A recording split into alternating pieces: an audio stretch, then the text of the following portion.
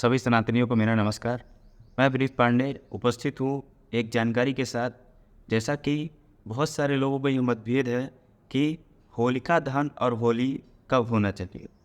होलिका दहन का यह समस्या इसलिए है क्योंकि पूर्णिमा तिथि प्रारंभ हो रही है 2 तारीख को शाम को 5:18 पर और समाप्त हो जा रही है 3 तारीख को शाम को 4:33 पर। अब होलिका दहन इसी बीच में होना चाहिए, तो अब यह कब होना चाहिए, इसलिए समस्या हो रही है क्योंकि 2 तारीख को पूर्णिमा तिथि के साथ साथ भद्रा भी आरंभ हो रही है।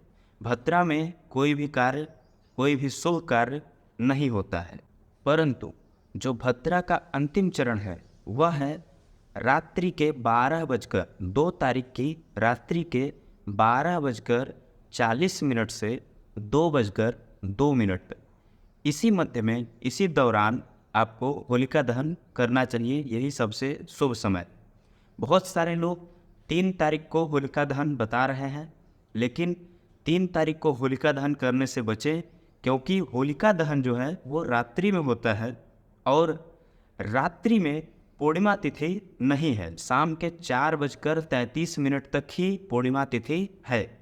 इसलिए आप 2 तारीख की रात्रि 12:40 से 2:02 तक के समय में ही होलिका दहन करें। तो होलिका दहन में किन किन बातों का ध्यान रखना चाहिए, क्या क्या करना चाहिए, यह हम बताते हैं। होलिका दहन में जिस व्यक्ति को आर्थिक तंगी है तो देसी घी में डूबे हुए बतासे, पान और लौंग से होलिका की पूजन करना चाहिए और होलिका माता को यह सभी अर्पण कर देना चाहिए, होलिका में डाल देना चाहिए। ऐसा करने से आर्थिक तंगी दूर होती है। जिन किसी जातकों का विवाह में देरी हो रही है, रुकावट पैदा हो रही है, ऐसे जातक हवन सामग्री होलिका में डाल सकते हैं। अगर कोई व्यक्ति बीमार है, रोग ठीक नहीं हो रहा है, तो कपूर और इलायची यह होलिका में डालने से बीमारियां दूर होती हैं और इसकी जगह पान और लौंग भी डाल सकते हैं, इससे भी रोगों का निवारण होता है।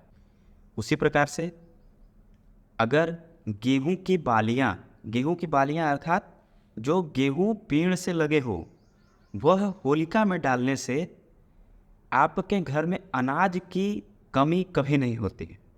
यह हो गई होलिका की बात। होली में किन किन बातों का ध्यान रखना चाहिए। पहला तो होली आपको 3 तारीख को नहीं मनानी है क्योंकि 3 तारीख को सुबह 6:20 से चंद्र ग्रहण प्रारंभ हो रहा है और सायंकाल 6:47 तक चंद्र ग्रहण है। इस बीच में होली नहीं खेल सकते। होली दिन का समय है, दिन में खेला जाता है, अर्थात होली 4 तारीख को मनाई जाएगी और सभी से आग्रह है कि 4 तारीख को ही होली मनाएं।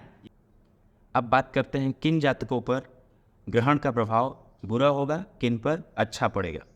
मिथुन राशि, तुला राशि, वृश्चिक राशि और मीन राशि, इन 4 राशि के जातकों पर यह जो ग्रहण है वह शुभ फलदायी होगा।